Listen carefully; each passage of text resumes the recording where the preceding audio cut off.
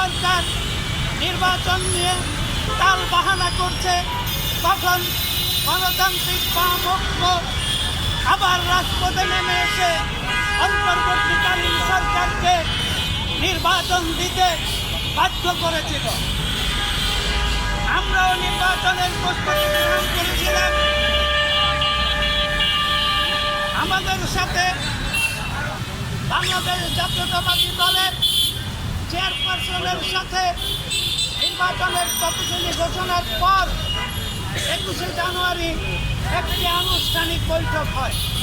সেই বৈঠকে আমাদের সাথে সিদ্ধান্ত গ্রহীত হয় যে আমরা নির্বাচনে বাংলাদেশ জাতীয়তাবাদী দলকে 100% সমর্থন করব।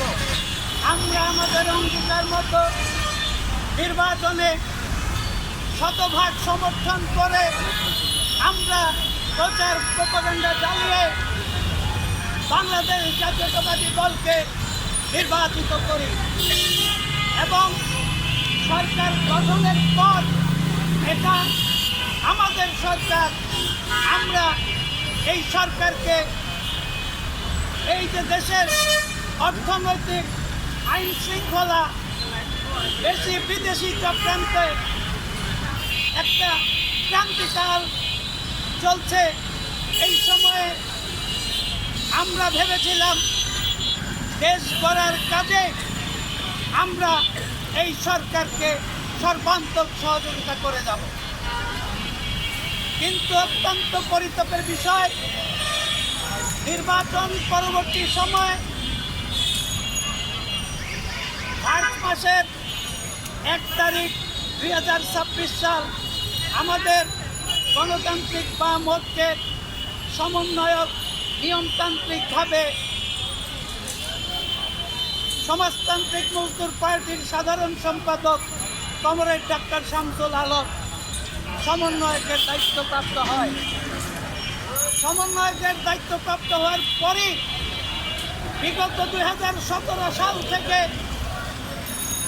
2026 সাল পর্যন্ত আমরা 4টি দল, প্রগতিশীল গণতান্ত্রিক দল, সোশ্যাল ডেমোক্রেটিক পার্টি, বাংলাদেশের সাম্যবাদী দল ও সমাজতান্ত্রিক মজদুর পার্টির শীর্ষ 4 জন নেতৃত্ব, আমি হারুন আল রশিদ খান, বর্তমানে গণতান্ত্রিক বাম ঐক্যের সমন্বয়ক আবুল কালাম আজাদ, কমরেড হারুন চৌধুরী ও কমরেড শামসুল আলম রাজপথে এবং সরকার নির্বাচনে ও সরকার গঠন প্রক্রিয়ার সাথে আমরা নিবেদিতভাবে কাজ করি এবং আমাদের জোটের কোনো সিদ্ধান্ত আমরা 4 জন মিলেই বিগত দিনে গ্রহণ করি। কিন্তু শামসুল আলম সমন্বয়ক হওয়ার পর থেকে সে আমাদের সাথে আর কোনো সমন্বয় না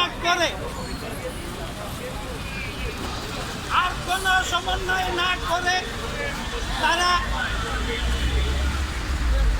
শামসুল আলম একাই তার কার্যক্রম চালানো শুরু করে। একা সে বিভিন্ন দিকে যাওয়া শুরু করে, বিভিন্ন মন্ত্রীর দপ্তরে ঘোরাঘুরি শুরু করে এবং তার এই ধরনের স্বেচ্ছাচারী কর্মকাণ্ডের যখন আমরা প্রতিবাদ জানাই, সে গত 4 মাস সমন্বয়ের দায়িত্ব পালন করে। এর ভিতরে সে একদিনের জন্য গণতান্ত্রিক বাংলাদেশের জোটের মিটিং ডাকে নাই।